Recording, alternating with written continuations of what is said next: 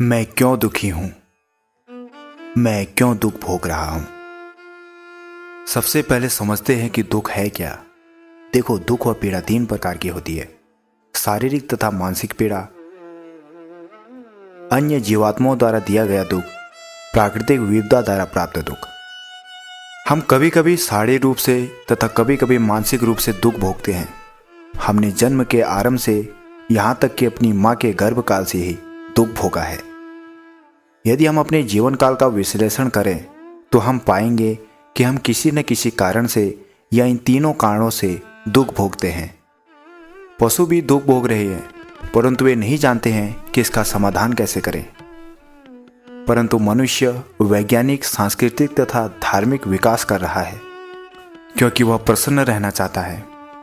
मनुष्य को विवेकशील बुद्धि विशेष रूप से दी गई है, फिर भी हम अज्ञानता के कारण दुख भोग रहे हैं। हम जानते हैं कि अज्ञानता से दुख भोगने पड़ते हैं।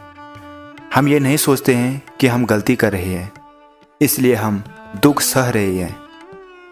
हम अज्ञानता के कारण गलतियां करते हैं, जिससे हमें और दुख भोगना पड़ता है।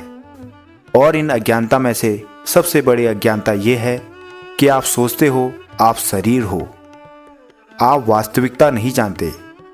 वास्तविकता में आप शरीर नहीं बल्कि आत्मा हो। आप जीवन में दुखी क्यों हैं? क्योंकि ये सब आपके द्वारा भूतकाल में किए गए कर्मों का फल आपको मिल रहा है, भले ये कर्म इस जन्म के हों या पिछले जन्म के। इस विषय पर भगवान श्री कृष्ण ने गीता के श्लोक अध्याय 2 में तथा क्रमांक 14 में बताया है। वे कहते हैं कि हे कुंती पुत्र, सुख तथा दुख का क्षणिक उदय तथा कालक्रम में उनका अंतर्धान होना सर्दी तथा गर्मी की ऋतुओं के आने जाने के समान है।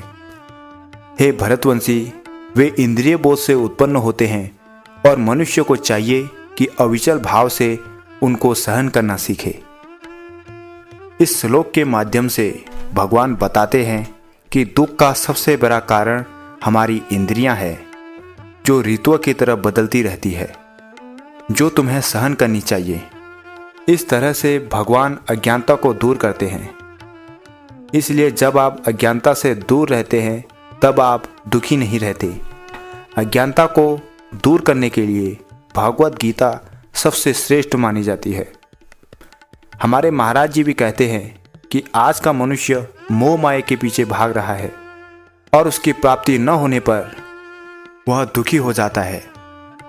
इसलिए यदि आप अपने आसपास के लोगों को तथा समाज की चकाचौंध को देखोगे और उनसे अपनी तुलना करोगे तो कभी सुखी नहीं रह पाओगे। आज का समाज दिखावा व आडंबर का हो गया है।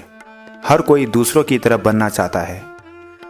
भगवान भक्ति से मुंह मोड़कर सांसारिक सुखों की तरफ आकर्षित हो रहा है, जो कि मनुष्य की अज्ञानता है। इसी के परिणाम स्वरूप वह जीवन में दुखी रहता है। हमारे पास सब कुछ होकर भी हम सोचते हैं कि इससे ज़्यादा और हमारे पास हो, और वह न मिलने पर हम दुखी रहते हैं। इसलिए महाराज जी कहते हैं कि यदि जीवन में सुखी रहना है तो इस अज्ञानता से बाहर निकलो और जो तुम्हारे पास है उसी को भगवान का प्रसाद समझकर स्वीकार करो और उसी में खुश रहो।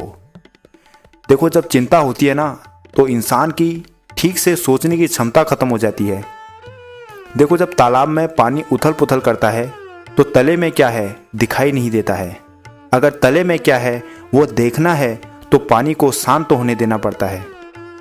इसी तरह अगर जीवन में आगे बढ़ना है, चतुराई से आगे बढ़ना है, अच्छे निर्णय लेने हैं तो मन को शांत करना पड़ता है, एक तालाब की तरह। तो आशा करता हूँ आप मेरी बात से सहमत होंगे। यदि आप बाबा के सच्चे भक्त हो तो कमेंट में जय श्री राम जरूर लिखें। जय श्री राम, जय हनुमान, जय गुरुदेव।